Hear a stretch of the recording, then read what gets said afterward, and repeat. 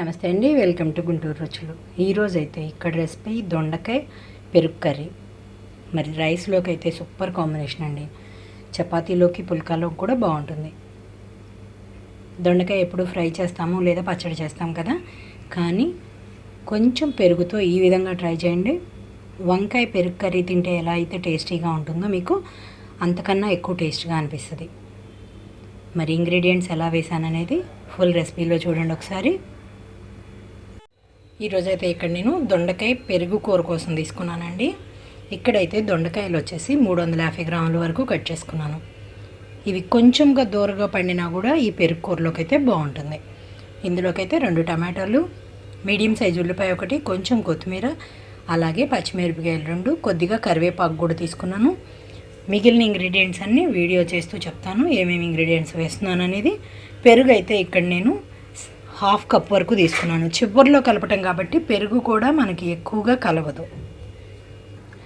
ఇక్కడైతే stove on చేసుకొని pan పెట్టుకున్నానండి. ఇందులోకి నేను 2.5 టేబుల్ స్పూన్స్ వరకు ఆయిల్ తీసుకున్నాను. ఆయిల్ హీట్ అయిన వెంటనే తాలింపు గింజలు, ఎండుమిరపకాయలు వేసి వేయించుకుంటున్నాను.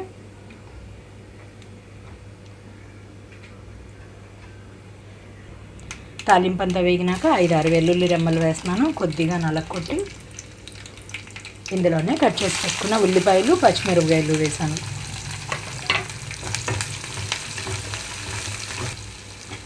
ఉల్లిపాయలు కొంచెం దూరగా వేగే వరకు మూత పెట్టేస్తున్నాను. మూత తీస్తున్నాను ఇక్కడ నేను 2-3 నిమిషాల తర్వాత. ఇక్కడ చూడండి ఉల్లిపాయలు అంతా చక్కగా వేగిపోయినాయి. ఇప్పుడైతే నేను కట్ చేసి పెట్టుకున్న దొండకాయలు మొత్తం వేసేసుకుంటున్నాను.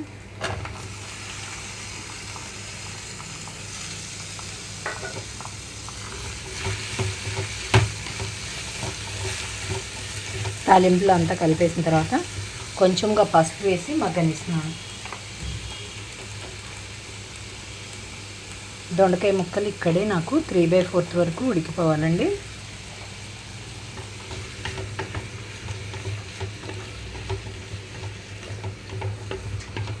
దొండకాయ ముక్కలు కొంచెం మగ్గిన తర్వాత ఇందులోకి నేను టమాటో అలాగే సాల్ట్ వేస్తాను.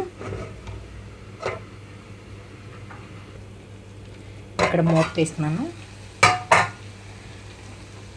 కొంచెంగా మెత్తబడినట్లుగా తెలుస్తుంది. ఇక్కడ చూడండి దొండకాయ ముక్క. ఇప్పుడైతే ఇందులోకి టమాటో కూడా వేసేసుకుంటున్నాను నేను. అలాగే రుచికి తగినట్లుగా సాల్ట్, కొంచెం కరివేపాకు రెమ్మలు, దీంతో పాటుగా కారం కూడా. పెరుగు వేస్తున్నాను కాబట్టి ఇంకా మసాలా దినుసులు ఏమి వేయట్లేదండి. ఇక్కడ సాల్ట్ కూడా వేసేసాం కాబట్టి టమాటా తొందరగా మెత్తబడిపోతుంది.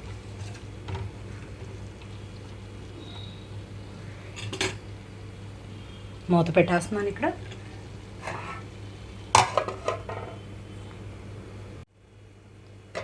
మూత తీస్తున్నాను ఇక్కడ.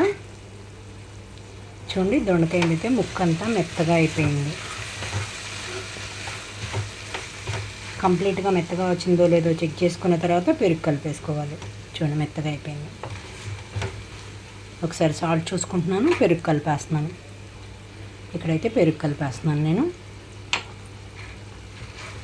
పెరుగు కూడా ఎక్కువ పట్టదండి, కొంచెం మాత్రమే. నేను ఇక్కడ 1/4 కప్ వరకు తీసుకున్నాను. 1/4 కప్ నుంచి 1/2 కప్ వరకు వేసుకోవచ్చు.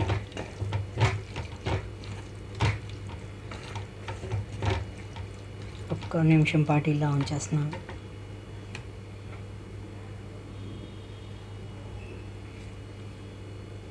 నిమిషం తర్వాత ఇందులో కొంచెం కొత్తిమీర వేసేసుకొని స్టవ్ ఆఫ్ చేస్తున్నాను.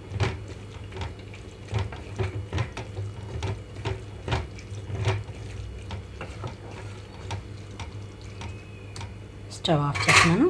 సర్వింగ్ బౌల్లోకి తీసుకుంటున్నాను. ఇది చూసారు కదా, దొండకాయతో పెరుగు కర్రీ రెడీ అయిపోయింది. మరి ఇంకెందుకు ఆలస్యం, మీరు కూడా ఈ విధంగా ట్రై చేసి మీరు మీ ఒపీనియన్ అయితే కామెంట్ బాక్స్లో పెట్టండి. అలాగే మీలో కానీ ఎవరైనా మా వీడియో ఫస్ట్ టైం కానీ చూసినట్లయితే ప్లీజ్ మా ఛానల్ని సబ్స్క్రైబ్ చేయండి. అలాగే మా వీడియోస్ లైక్ చేస్తూ షేర్ చేయండి. పక్కనే ఉన్న bell icon all option click చేస్తే మేము ఇచ్చే వీడియోలన్నీ మీకు నోటిఫికేషన్స్ వస్తాయి. Please encourage me and thank you for watching. Thank you.